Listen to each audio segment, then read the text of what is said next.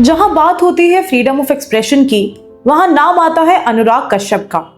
लेकिन इस बार कश्यप सर की एक्सप्रेशन उन पर भारी पड़ गई। Yes, the internet is on fire again. And इस बार कंट्रोवर्सी का सेंटर है एक स्टेटमेंट जो अनुराग ने दिया ब्राह्मण कम्युनिटी के बारे में। और यहां से शुरू हुआ एक मेजर ट्रोलिंग का सिलसिला, जिसके बाद अनुराग को अपॉलॉजी तक देना पड़ा।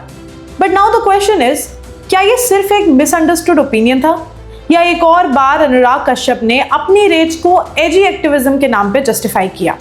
Let's break it down with facts, public reactions and a deep dive into the man who's never been afraid to go full rebel mode।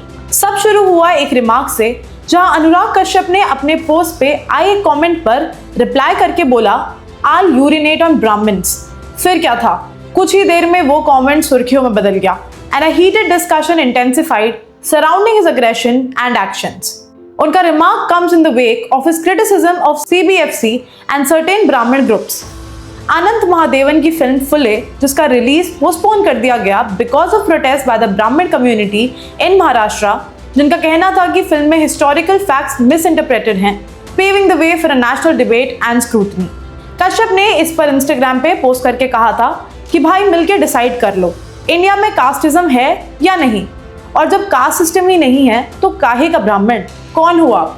इस पोस्ट को कई लोगों ने क्रिटिसाइज किया और उसी पर एक कमेंट पर डेरोगेटरी रिमार्क देने पर Kashyap became the face of another national controversy. और ट्रोलिंग का लेवल इतना टॉक्सिक हो गया कि कश्यप की वाइफ और डॉटर तक को थ्रेट्स मिलनी शुरू हो गई, which is where things crossed a major line. इस बैकलैश के बाद कश्यप ने एक पब्लिक अपॉलॉजी पोस्ट की, focusing on protecting women, not defending his words. He said, ब्राह्मण लोग औरतों को बख्श दो, आपको मुझसे प्रॉब्लम है तो मुझसे निपटो। इंटरनेट का रिएक्शन, टू एक्सट्रीम्स। एक साइड कह रही है थ्रेड्स गलत हैं, पर अनुराग का सिलेक्टिव एंगर भी प्रॉब्लमैटिक है। दूसरी साइड कह रही है फाइनली कोई जिसने बॉलीवुड के सीडो इंटेलेक्चुअल्स को मिरर दिखाया। और थर्ड एंगल, जहां कुछ लोग कह रहे हैं कि कश्यप का विक्टिम कार्ड एक्टिवेट हो गया है। तुम कंट्रोवर्शियल बन के अटेंशन चाहते हो और जब बैकलैश मिलता है तो अपॉलॉजी पोस्ट करते हो। तो क्लियरली ये कंट्रोवर्सी एक पब्लिक सेफ्टी इशू भी है and a reputation check for a man who's known for his bold takes। Now let's go back a bit।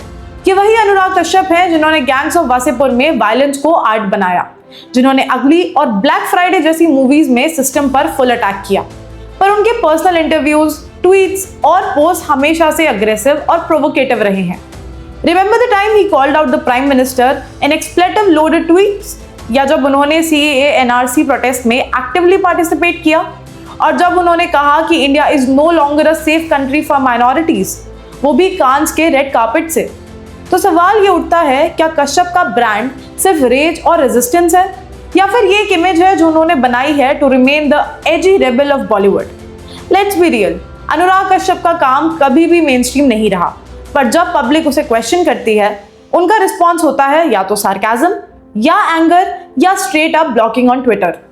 वो फिल्म मेकर्स जिनके लिए सिनेमा इज सेक्रेड, उनमें अनुराग कश्यप की अलग ही कैटेगरी है।